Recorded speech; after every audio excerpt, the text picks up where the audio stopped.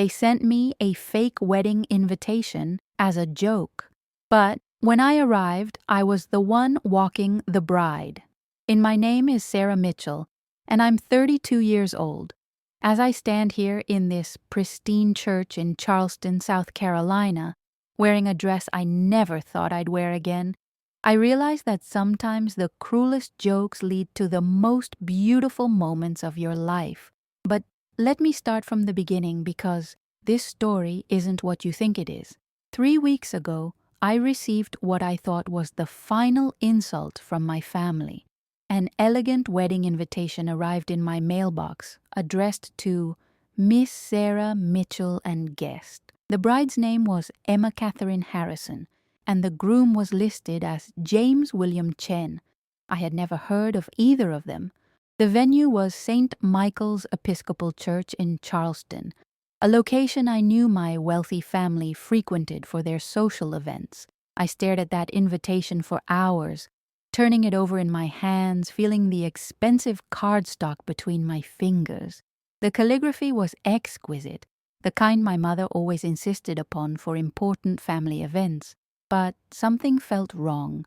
The return address was my brother Marcus's downtown law office, not the bride's family home as tradition dictated. Another one of their games, I whispered to my empty apartment, the words echoing off the bare walls of my studio in Columbia. Ever since I'd been disinherited 2 years ago for refusing to marry the son of my father's business partner, my family had found increasingly creative ways to remind me of what I'd lost. The invitation felt different, though, more elaborate than their usual cruelties. They'd actually hired a professional calligrapher, spent money on premium paper, and included a detailed insert about the reception at the historic William Aiken House. This level of effort suggested something bigger than their typical pranks. My phone buzzed with a text from my cousin Jessica. "Hope you're planning to attend Emma's wedding. Can't wait to see you there." The excessive enthusiasm and emoji usage were red flags. Jessica had barely spoken to me since the family exile began. I called the church directly. "Yes, we do have a Harrison Chen wedding scheduled for Saturday the 15th at 2 p.m., the receptionist confirmed cheerfully. "Are you with the bride's family or groom's family?" "Neither," I admitted, ending the call quickly. That night I lay awake wondering what they were planning. Was this an elaborate setup to humiliate me publicly? Would I arrive to find no wedding at all? Just my family waiting to mock my gullibility? Or worse, would I show up to discover they were celebrating someone else's happiness while specifically excluding me from a real family event? Despite every rational thought telling me not to go, I found myself planning my attendance. Maybe it was masochism, or maybe I just needed to know how low they were willing to sink. I decided to dress impeccably. If this was going to be my final humiliation, I'd face it with dignity. Where are you watching this from? Let me know in the comments. And don't forget to like and subscribe for more stories of family drama and unexpected twists. To understand why my family would orchestrate such an elaborate deception, you need to know about the Mitchell legacy. We weren't just wealthy, we were Charleston aristocracy, the kind of old Southern money that traced its lineage back to plantation owners and shipping magnates. My great-great-grandfather had built an empire on cotton and commerce, and every generation since had been expected to maintain and expand that legacy. Growing up in our antebellum mansion on East Bay Street, I was groomed from birth to be the perfect Southern daughter. Piano lessons, cotillion classes, prestigious boarding schools, and finally a degree from Vanderbilt University in art history, an acceptably feminine field that wouldn't threaten any future husband's career aspirations. My mother, Eleanor Whitmore Mitchell, was the kind of woman who still wore white gloves to luncheons and never left the house without perfect makeup. She'd married into the Mitchell family from her own prominent Charleston lineage, combining two fortunes into one formidable dynasty. Her greatest achievement, she often reminded me, was securing our family's social position for another generation. "Sarah, darling," she would say, adjusting my posture during endless etiquette lessons, "remember that everything you do reflects on our family name. The Mitchells have never known scandal, and we certainly won't start with you." My father, Harrison Mitchell III, ran the family's diversified business empire from his mahogany-paneled office downtown. He was a man of few words but strong expectations. Success was measured in quarterly profits, social connections, and strategic marriages that expanded the family's influence. Love was a luxury he considered secondary to duty. My brother Marcus, 5 years my senior, had fulfilled every parental expectation perfectly. Harvard Law, partnership in Charleston's most prestigious firm, marriage to a senator's daughter, and 2 children who would presumably continue the cycle. He was the golden child, the heir apparent, everything I could never be simply because I'd been born female. The pressure had been suffocating even as a child. Birthday parties were networking opportunities with other elite families. Summer vacations were strategic visits to relatives who could advance our social standing. Even my friendships were scrutinized and managed. I was only allowed to associate with children from appropriate families. When I turned 25, my parents' true plan became clear. They'd arranged for me to meet Christopher Ashworth, the son of my father's longtime business partner. Christopher was handsome, educated, and heir to a banking fortune that would merge perfectly with our family's holdings. On paper, he was everything a Mitchell daughter should want. But Christopher was also cold, controlling, and held views about women's roles that belonged in the 19th century, not the 21st. He expected me to quit my job at the art museum, abandon my master's degree pursuits, and focus entirely on being his wife and eventually the mother of his children. When I expressed interest in opening my own gallery, he laughed dismissively. "Sarah, sweetheart," he'd said, using the same condescending tone my father employed, "why would you want to work when you could be hosting dinner parties and supporting my career? That's how successful marriages function." The engagement had been announced at a lavish party without my consent. I'd arrived at what I thought was a casual family dinner to find 200 guests, photographers, and my father giving a speech about the blessed union between our families. Christopher had slipped a massive diamond ring onto my finger while I stood frozen in shock. For 6 months, I tried to convince myself it could work. I attended wedding planning sessions with my mother, smiled through engagement photos, and played the role of the happy bride-to-be. But late at night, alone in my childhood bedroom, I would stare at that ring and feel like I was suffocating. The breaking point came during a dinner at the country club where Christopher casually mentioned that he'd already spoken to his brother about buying my art collection because married women shouldn't have such distractions. My grandmother's vintage paintings, my carefully curated contemporary pieces, the artwork that represented my passion and identity, he wanted to sell it all without even consulting me. That night, I made the decision that would change everything. I broke off the engagement 3 days before the shower invitations were to be mailed. Not in private, not through a gentle conversation, but spectacularly, publicly, at the annual Charleston Spring Ball, the social event of the season where both our families would be present along with everyone who mattered in Charleston society. Christopher had just finished giving a toast about our upcoming wedding when I stood up, walked to the microphone, and announced to 300 of Charleston's elite that I would not be marrying him or anyone else my family chose for me. I removed the engagement ring, placed it on the table next to his champagne glass, and walked out of the ballroom with every eye in the room following me. The silence was deafening, broken only by the sound of my heels clicking across the marble floor. The consequences were swift and brutal. By morning, I was disinherited, cut off from the family fortune, and persona non grata in Charleston's social circles. My trust fund was frozen, my credit cards canceled, and my childhood bedroom locks were changed. My father issued a statement to the Charleston Post and Courier announcing that I was no longer affiliated with the Mitchell family business or social obligations. My mother's response was perhaps the cruelest of all. She sent me a single text message. "You have brought shame upon 4 generations of Mitchell women. Do not contact us until you come to your senses and apologize to Christopher and his family."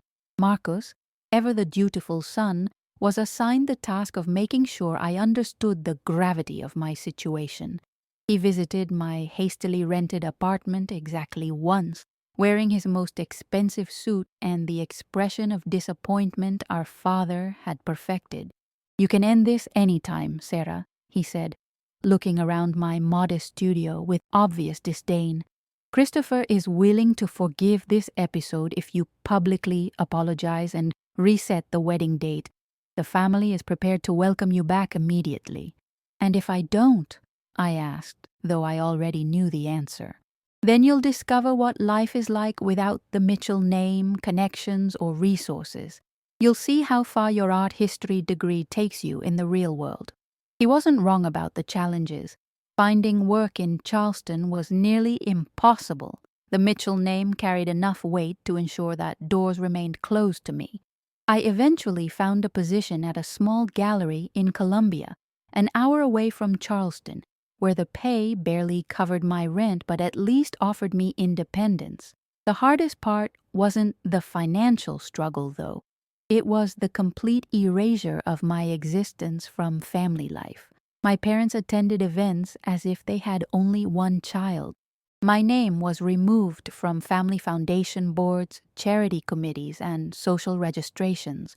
When the society pages covered Mitchell family activities, I was simply absent from photos and descriptions, as if I had never existed. For 2 years, I built a new life in Colombia. I made genuine friends who liked me for who I was, not what family I represented. I dated a kind environmental lawyer who respected my independence and shared my interests. I discovered that I was actually quite good at my job when it wasn't being overshadowed by family expectations. But the wounds never fully healed. I still checked the Charleston social media accounts obsessively, looking for glimpses of the family life I'd been excluded from.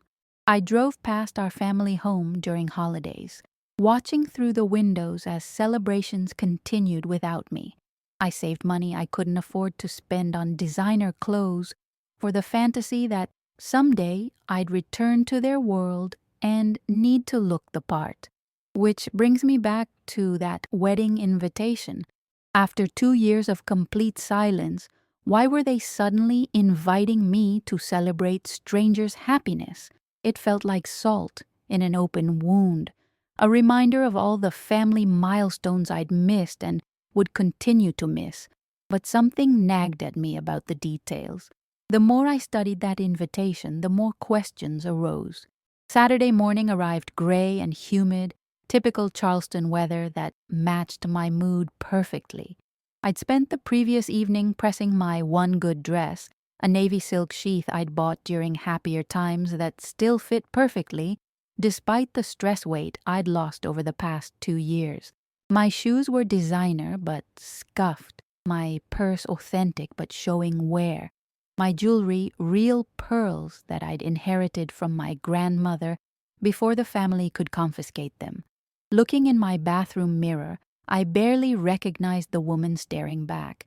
The pampered Charleston socialite was gone, replaced by someone leaner, sharper, with eyes that held wariness instead of naive trust. My blonde hair was longer than my mother would approve of, and I wore less makeup than she'd ever permitted.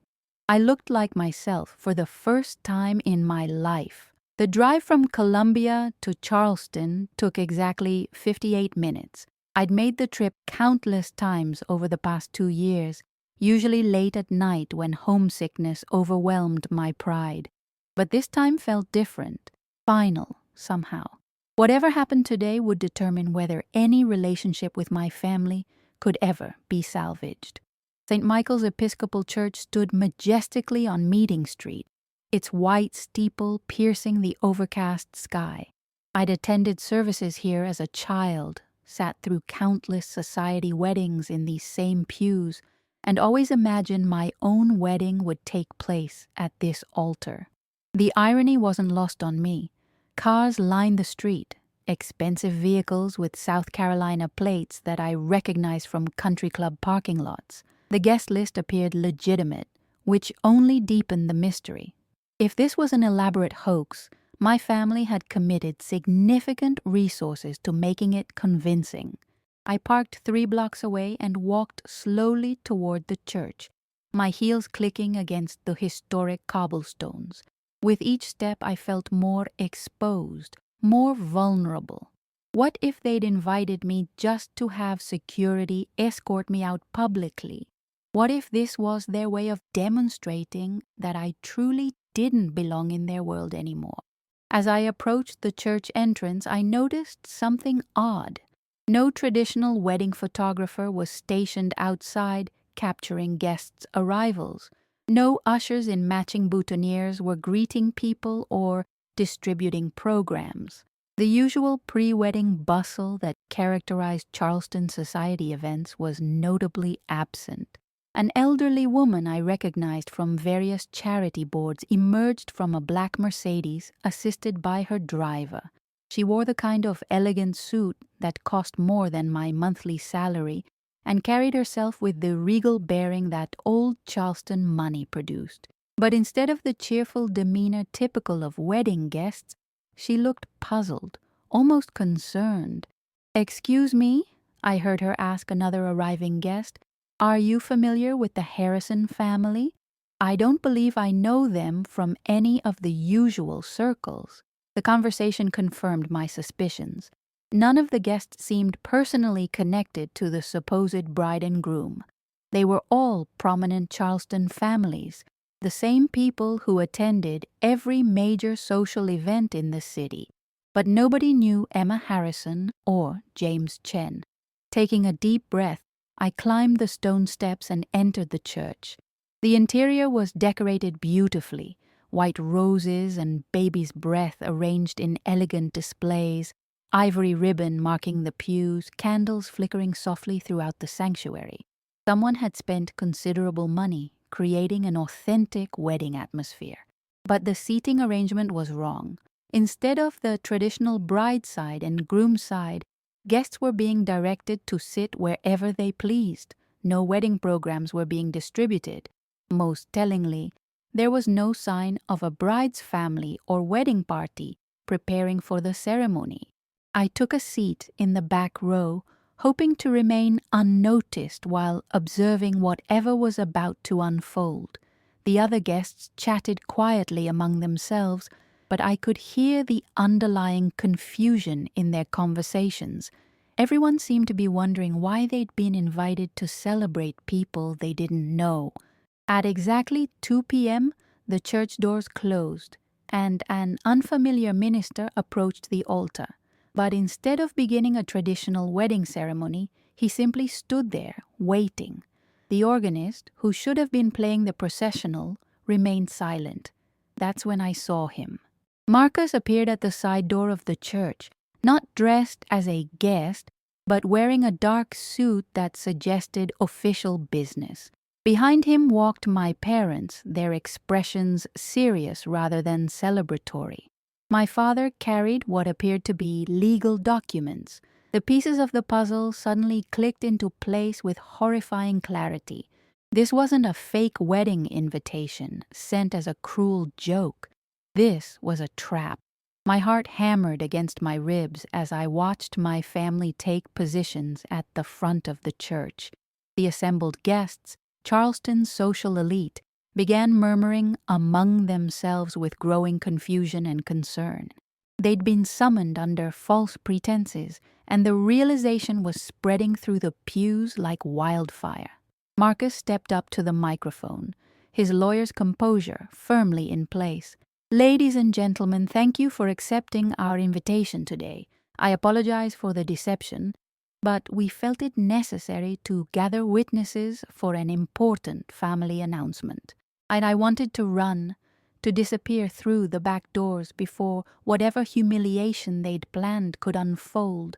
But my legs felt leaden, my body frozen in a terrible anticipation of what was coming next. As many of you know," Marcus continued, his voice carrying clearly through the sanctuary, "our family has faced significant challenges over the past 2 years.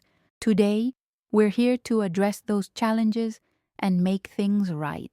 My father stepped forward, unfolding the documents he'd been carrying.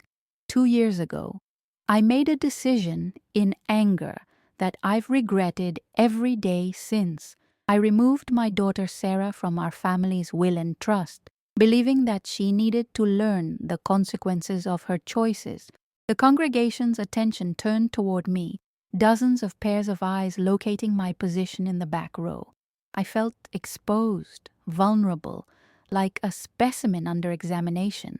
Several people I recognized from Charleston's social circles were clearly surprised to see me, whispering to their companions about my presence. "But," my father's voice cracked slightly, "a father's pride is a dangerous thing. While I was waiting for her to apologize for embarrassing our family, I failed to see that she was building something remarkable on her own." What was happening? This wasn't the public humiliation I'd expected. The script seemed to be going in an entirely different direction, one that left me more confused than ever. Eleanor Mitchell, my mother, stepped gracefully to the microphone. Even in this strange setting, she was perfectly composed, her white suit immaculate, her hair styled to perfection. "6 months ago, I hired a private investigator," she announced, her words sending shockwaves through my system. "Not to check on Sarah's welfare, though perhaps I should have. I hired him to investigate the art forgery scandal that has been plaguing galleries throughout the Southeast. Millions of dollars in fake paintings have been sold to unsuspecting collectors, and the trail led to Charleston's art community." My mouth went dry. The forgery scandal had been front-page news for months. Several gallery owners had been arrested, prominent collectors had discovered their most valuable pieces were worthless, and the investigation had rocked Charleston's cultural scene. "What we discovered," my mother continued, "was that Sarah's gallery in Columbia had been approached by the forgers 18 months ago. They offered her a substantial commission to authenticate and sell pieces that her expertise immediately identified as fakes." The church was completely silent now, every person hanging on her words. I could feel my hands trembling as the implications of her statement began to sink in. Instead of accepting their offer or simply declining, Sarah documented everything. She secretly recorded conversations, photographed the fake pieces, and tracked the forgery network's operations. She then provided all of this evidence to the FBI, leading to the arrests of 12 individuals and the recovery of over $30 million in stolen and forged artwork. My vision blurred with tears I couldn't control. I remembered those months of fear, of carefully gathering evidence while pretending to consider the forgers' offers. I'd been terrified they would discover my investigation, but I couldn't stand by and watch innocent people be defrauded. "The FBI has informed us," my father's voice was thick with emotion now, "that Sarah's investigation and courage prevented what would have been the largest art fraud in South Carolina's history. Her expertise and integrity saved dozens of collectors from financial ruin." So Marcus returned to the microphone. "We invited you here today not to witness a wedding, but to witness our family's formal apology to someone who embodies everything the Mitchell name should represent: intelligence, courage, and an unwavering moral compass. The room began to spin slightly as the full scope of their revelation hit me. They knew about the FBI investigation. They knew what I'd been doing for the past year and a half, working with federal agents while maintaining my cover at the gallery. But how did they know? And more importantly, why were they making this public declaration? "Sarah," my mother's voice broke through my shock, "would you please join us?"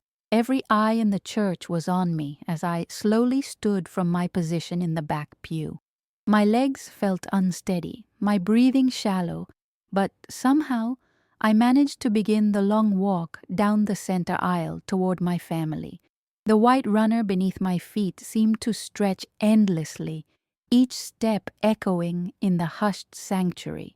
As I walked, faces I recognized from my childhood turned to watch my progression. Mrs. Hamilton, who had taught me piano for 8 years. Mr. Blackwood, my father's business partner, who had called me Little Princess until I turned 25. The Thornton family, whose daughter had been my best friend before the family exile. All of them were witnessing this moment, whatever it was turning out to be. Halfway down the aisle, I noticed movement at the front of the church. From a side door emerged a figure that made my heart skip entirely. Agent Rebecca Chen of the FBI, still in the professional blazer and badge I'd grown accustomed to seeing during our covert meetings over the past year. She nodded at me with the slightest smile, her presence confirming that everything my parents had just revealed was true. Behind Agent Chen came another surprise: Emma Harrison, the mysterious bride from the invitation. Except she wasn't dressed for a wedding. She wore a simple black dress and carried a folder of documents. I realized with growing amazement that Emma was probably another FBI agent, her name used on the fake invitation for security reasons. When I finally reached the front of the church, my father stepped forward. For the first time in 2 years, we stood face to face. His eyes were red-rimmed, his usual stern expression replaced by something I hadn't seen since I was a little girl: vulnerability. "Sarah," he said quietly, his voice barely audible beyond the first few rows, "I need you to know that the private investigator wasn't just investigating the art forgery case. I asked him to watch over you, to make sure you were safe. When he reported back about your involvement with the FBI, about the dangerous situation you'd put yourself in to protect innocent people," his voice broke entirely. My mother stepped beside him, reaching out to touch my arm tentatively. "We realized that we had raised exactly the kind of daughter we hoped for, and then punished her for being everything we taught her to be." Marcus cleared his throat and returned to the microphone. "Agent Chen has informed us that the case is now closed, and Sarah's role can finally be made public. The FBI has recommended her for a Civilian Service Award for her courage and dedication to justice." Agent Chen stepped forward, opening her folder. "Miss Mitchell, on behalf of the Federal Bureau of Investigation and the people whose assets you helped protect, I'm honored to present you with this commendation for exceptional civilian service." She handed me an official certificate that I accepted with shaking hands. The congregation erupted in applause, the sound echoing off the church's vaulted ceiling. I stood there holding the certificate, trying to process everything that had happened in the last 10 minutes. My family hadn't lured me here to humiliate me. They'd orchestrated this elaborate ceremony to honor me, to publicly acknowledge what I'd done, and to, what? Forgive me? Ask for forgiveness. "But there's more," my father said, raising his hand to quiet the applause. He pulled out the legal documents he'd been carrying. "Sarah, 2 years ago, I acted out of wounded pride and fear. I was afraid that if I didn't maintain strict control, our family's reputation and legacy would suffer. Instead, I drove away, the child who was upholding our values better than anyone."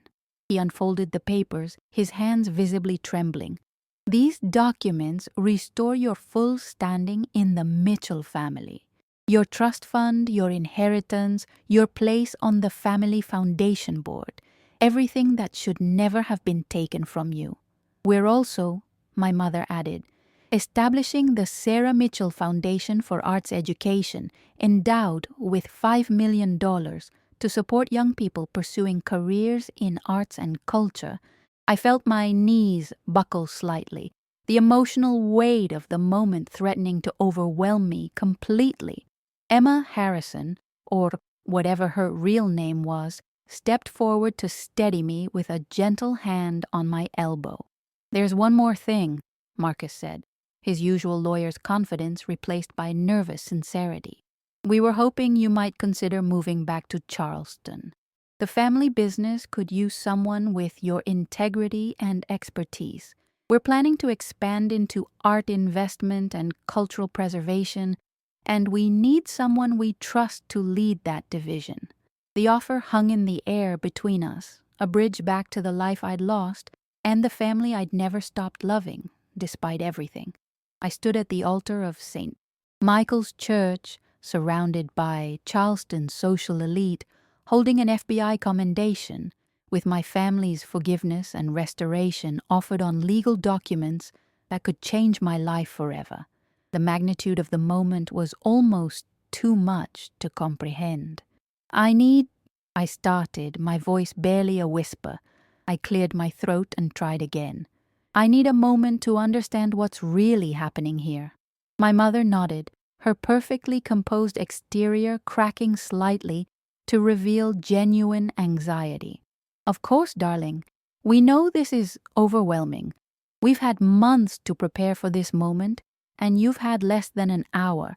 I looked out at the congregation, at faces I'd known since childhood, at people who had watched me grow up in this insular world of Charleston privilege.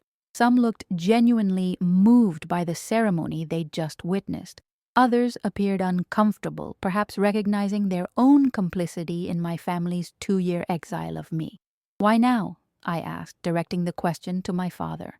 "Why orchestrate all of this? You could have simply called me, invited me to dinner, had a private conversation." My father exchanged glances with Marcus and my mother before answering. "Because what we did to you was public. We made your disinheritance a social spectacle, used our influence to ensure you couldn't find work in Charleston, and allowed our pride to overshadow our love for you. A private apology couldn't undo public humiliation." Agent Chen stepped forward slightly. "If I may," she said, "your family's public support may be more important than you realize. The forgery investigation has concluded, but there may be retaliation attempts against witnesses and informants. Having the Mitchell family's protection and resources publicly behind you provides an additional layer of security." The practical implications hadn't occurred to me. I'd been so focused on gathering evidence and working with the FBI that I hadn't considered what might happen after the arrests were made. Criminal networks had long memories and extensive resources for revenge. "The people you helped put away," Marcus added, confirming my growing concern, "included some very wealthy and well-connected individuals. They've lost significant money and face serious prison time because of your testimony. Agent Chen recommended that you have visible community support for your own protection." I looked down at the certificate in my hands, reading the formal language that praised my courage in the face of personal danger and unwavering commitment to justice. The words felt surreal, describing actions that had felt necessary rather than heroic at the time. "There's something else you should know," my mother said quietly. "Christopher Ashworth was one of the individuals arrested in the forgery scandal." The certificate nearly slipped from my hands. "What?" "He was using his banking connections to launder money from the art sales," Marcus explained. "His family's financial firm was facilitating the fraudulent transactions." The FBI's investigation revealed that your refusal to marry him likely saved you from being implicated as an unwitting accomplice. The irony was staggering. My rebellion against an arranged marriage hadn't just saved me from a life of stifling conformity, it had potentially saved me from federal prison. The engagement I'd broken to preserve my independence had actually preserved my freedom in ways I never could have imagined. So, when you discovered what Christopher was involved in, I said slowly, working through the timeline, you realized that my leaving him wasn't just defiance, it was instinct. It was wisdom, my father corrected firmly. You saw something in him that we missed or chose to ignore because of financial considerations. Your judgment was better than ours, and we nearly punished you for it. A movement in my peripheral vision caught my attention. A familiar figure had entered the church through a side door. David Chen, the environmental lawyer I'd been dating in Colombia. He wasn't dressed for church, wearing his usual weekend clothes and looking as confused as I felt. Agent Chen noticed my attention and smiled. I asked David to join us. I thought you might want someone here who represents your new life, not just your old one. David approached cautiously, clearly unsure of the situation he'd walked into. When he reached my side, he whispered, "Sarah, what's going on? Rebecca called and said you needed support, but this looks like a wedding that isn't a wedding," I finished, unable to suppress a slightly hysterical laugh. It's been a very unusual day. Looking at David, kind, honest David who loved me for who I was rather than what family I came from, I realized something important about the choice before me. My family was offering to restore my old life, but I'd already built a new one. The question wasn't whether I could forgive them or accept their apology. The question was whether I could find a way to integrate both worlds without losing the person I'd become in exile. "I need to know," I said, addressing my parents directly, "that if I come back, it's as the person I am now, not the person you wanted me to be before." The silence in the church stretched for several heartbeats as my family considered my condition. I could see them processing what I meant, that reconciliation would require them to accept not just my choices from the past, but my continued independence in the future. My mother spoke first, her voice steady but emotional. "Sarah, we've spent 2 years watching you build a life based on your own values and choices. You've proven that you don't need our approval to be successful, honorable, or happy. We're not asking you to return to the person you were before. We're asking if you'll allow us to be part of who you've become." My father nodded in agreement. "The foundation we're establishing in your name isn't contingent on your return to Charleston or the family business. It's being created because you've shown us what real leadership looks like. Whether you choose to run it yourself or simply advise from Colombia is entirely your decision."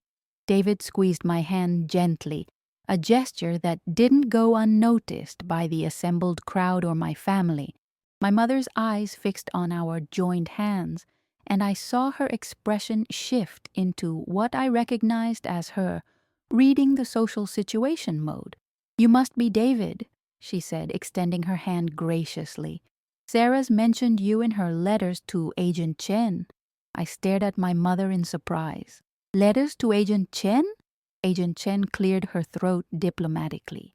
"Part of our security protocol included maintaining contact with your family. We needed them to be aware of potential risks, and they needed to know you were safe without compromising the investigation. Your mother occasionally included personal messages in our communications." "What kind of personal messages?" I asked, though part of me wasn't sure I wanted to know. My mother had the grace to look slightly embarrassed. "Updates about your life, your job performance reviews, which we received through indirect channels, photos from your social media accounts, details about your relationship with David, your new friendships, your volunteer work at the Columbia Art Center." You've been stalking me for 2 years? We've been loving you for 2 years, my father corrected quietly. We just did it very badly. Marcus stepped forward, his legal training evident in his careful word choice. Sarah, we'd like to propose a formal arrangement, one that protects your independence while rebuilding our family relationship. He handed me a document that I recognized as a legal contract. This establishes you as an independent consultant to Mitchell Holdings, with your primary residence and base of operations in Colombia. You would have complete autonomy over the arts investment division, with a guaranteed annual budget and full decision-making authority. The Family Foundation Board position is yours regardless of your business involvement. I scanned the document quickly, noting clauses that protected my right to maintain my current relationships, living situation, and career choices. You want to pay me to stay away? We want to pay you to be yourself, my mother said firmly. If that means spending most of your time in Colombia with David and your new life, then that's what it means. We're simply asking for the chance to be part of it, rather than excluded from it. David leaned closer to read the contract over my shoulder. As an environmental lawyer, he was accustomed to reviewing legal documents, and I valued his perspective on potential complications. This is actually very generous, he murmured. They're basically offering you executive authority with minimal oversight requirements. And the compensation package, he paused, looking at my parents with new respect. This would make you financially independent even from them. The irony wasn't lost on me. 2 years ago, I'd given up financial security to maintain my independence. Now they were offering to pay me to be independent. There's one more thing, I said, looking directly at my father. If I agree to this, I need to know that you accept David as part of my life, not as a temporary boyfriend who you're tolerating, but as someone important to me who deserves your respect. My father extended his hand to David. Any man who stood by our daughter when we failed her has already earned more than our respect. He has our gratitude. David shook his hand, and I saw something pass between them, an understanding that transcended the awkwardness of the situation. And Christopher? I asked. What happens when he's released from prison, when his family wants revenge for their social embarrassment? Agent Chen answered this one. Christopher Ashworth pled guilty in exchange for a reduced sentence. Part of his plea agreement includes a restraining order preventing him from contacting you. His family's assets have been frozen pending civil litigation from defrauded collectors. They won't be in a position to cause you trouble for quite some time. I looked around the church one more time, taking in the scene that had brought me here. Charleston's social elite, still seated in the pews, watching this family drama unfold like a real-time soap opera. My family, standing before me, offering everything I'd thought I'd lost forever. David, representing the new life I'd built from nothing. Agent Chen, embodying the justice system that had validated my choices. And at the center of it all, me, Sarah Mitchell, who had walked into this church expecting humiliation and found vindication instead. I have one final condition, I announced. The church fell silent again, as everyone waited for my last demand. I could feel the weight of expectation. The collective held breath of 200 people who had become unwitting witnesses to the most important moment of my life. I want to establish a scholarship program through the Sarah Mitchell Foundation, I said, my voice growing stronger with each word. Full college scholarships for young people who have been disowned by their families for refusing arranged marriages, for being LGBTQ+, for choosing careers their parents disapprove of, or for any other reason related to asserting their independence and authentic identity. My mother's eyes filled with tears. Oh, darling. I want to make sure that other young people don't have to choose between family love and personal integrity the way I did. And I want our family's resources to help them build bridges back to reconciliation, or to build new families when reconciliation isn't possible. My father was nodding emphatically before I finished speaking. Yes, absolutely yes. We'll endow it with whatever amount you think appropriate. $10 million, I said, without hesitation. And I want David to serve as the program's legal counsel, helping these kids navigate family law issues, restraining orders when necessary, and protection from coercive financial manipulation. David looked surprised, but pleased. I'd be honored to help with that. Marcus stepped forward. I'll handle the legal establishment of the scholarship program personally, and I'll do it pro bono. Consider it my contribution to making amends. Agent Chen smiled approvingly. That's exactly the kind of community initiative that helps protect vulnerable individuals. The FBI would be happy to provide consultation on safety protocols for scholarship recipients who might face family retaliation. I realized that I wasn't just accepting my family's apology and offer, I was transforming it into something larger than personal reconciliation. This moment, this public ceremony that had begun as their attempt to honor me, was becoming a commitment to honor others facing similar struggles. There's one more thing, I said, looking directly at the congregation. I want this scholarship program announcement to be the story that gets reported, not the details of my FBI work or family drama. The young people we're trying to help need to know this resource exists. Mrs. Hamilton, my former piano teacher, stood up in her pew. Sarah, dear, I'd like to make a personal contribution to your scholarship fund. Her voice carried clearly through the church's acoustics. Within moments, other voices joined hers. The Thornton family offered to donate. Mr. Blackwood pledged his company's support. What had begun as my family's private reconciliation was spontaneously becoming a community commitment to supporting young people in crisis. My mother stepped to the microphone one final time.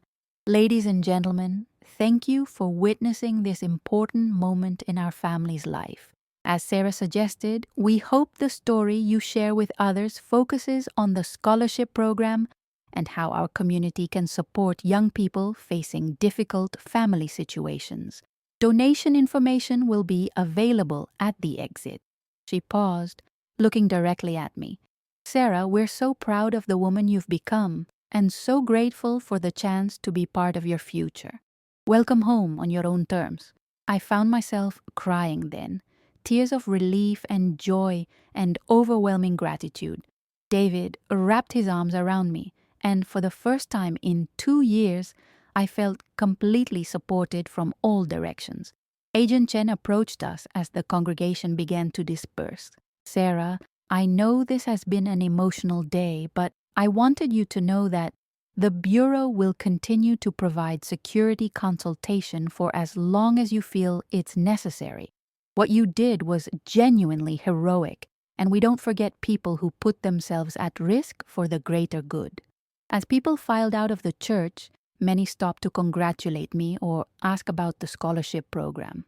I realized that what my family had intended as a private reconciliation had become a very public commitment to social justice. The Mitchell name, which had once felt like a burden, was now associated with protecting vulnerable young people rather than just preserving old money traditions. So, David said quietly as the crowd thinned, does this mean I need to buy a tuxedo for Charleston social events? I laughed, feeling lighter than I had in years. Only if you want to. But I should probably warn you, my mother is already planning our engagement party. David raised an eyebrow. Are we engaged? Not yet, I said, smiling at my mother, who was clearly eavesdropping. But in Charleston, it's never too early to start planning. 6 months later, I stood in the renovated carriage house behind my family's East Bay Street mansion, surveying the space that had been transformed into the headquarters for the Sarah Mitchell Foundation. Sunlight streamed through tall windows onto antique wooden floors, where I'd arranged contemporary office furniture and walls lined with artwork created by scholarship recipients. The irony of the location wasn't lost on me. I was literally working in my family's backyard, but on my own terms, pursuing my own mission. I'd maintained my apartment in Colombia, splitting my time between the two cities and the two lives I'd learned to integrate rather than choose between. David had moved his environmental law practice to Charleston, drawn by both our relationship and the opportunity to work on the scholarship program full-time. He discovered a passion for family law advocacy that complemented his environmental work perfectly. Our relationship had only grown stronger under the pressures of my very public return to Charleston society. Sarah, Emma Harrison, whose real name turned out to be Emily Martinez, an FBI agent who had become a genuine friend, knocked on my office door. "Your first scholarship recipient is here for her interview." I looked up from the grant applications I'd been reviewing to see a young woman in her late teens standing nervously in the doorway. She wore her best outfit, which was clearly not expensive, and carried herself with the particular combination of determination and vulnerability that I recognized from my own experience. "Please come in," I said, rising to greet her. "I'm Sarah. Thank you for applying to our program." Her name was Maria Santos, and her story was heartbreakingly familiar. Disowned by her family for refusing an arranged marriage, working 2 jobs to support herself through community college, dreaming of becoming a teacher but unable to afford the education required. She reminded me of myself at that age, though her challenges were far greater than mine had ever been. "I read about your foundation in the newspaper," Maria said quietly. "I wasn't sure if someone like me would qualify." "Someone like you is exactly who this program was created for," I assured her. "Tell me about your plans for college." As Maria described her educational goals and her passion for working with children, I felt the deep satisfaction that had come to define my new life. Every scholarship we awarded, every young person we helped achieve independence, felt like a small victory against the kind of controlling family dynamics that had nearly destroyed my own sense of self. My phone buzzed with a text from my mother. "Dinner tonight? David's favorite restaurant. 7 p.m. Your father has news about the Foundation's first annual report." I smiled, marveling at how naturally my mother had adapted to including David in family communications. Their relationship had developed into genuine affection, built on their shared love for me and mutual respect for each other's integrity. "Ms. Mitchell?" Maria's voice brought me back to the present. "Is everything okay?" "Everything is perfect," I said, meaning it completely. "Now, let's talk about getting you into the education program at the College of Charleston." As I worked with Maria to plan her academic future, I reflected on how dramatically my own future had changed since that strange day at St. Michael's Church. I'd walked into what I thought was a cruel joke and discovered instead that sometimes the most unexpected invitations lead to the most important transformations. The scholarship program had awarded aid to 43 young people in its first 6 months, helping them escape controlling family situations and pursue their authentic dreams. David and I had gotten engaged 3 months ago, with a wedding planned for next spring in the same church where my family had publicly welcomed me home. My parents had become not just supporters of my independence, but active advocates for other young people seeking their own paths. Most importantly, I'd learned that coming home didn't have to mean giving up who you'd become while you were away. Family love, when it's genuine, adapts to embrace growth rather than demanding conformity. As Maria left with a full scholarship package and a support network that would help her succeed, I checked my watch and prepared to close the office for the day. David would be picking me up soon for dinner with my parents, where we'd review foundation business and plan our weekend trip to Colombia to visit our friends there. I had everything I'd thought I'd lost forever, plus everything I'd gained in exile, plus something I'd never dared to hope for.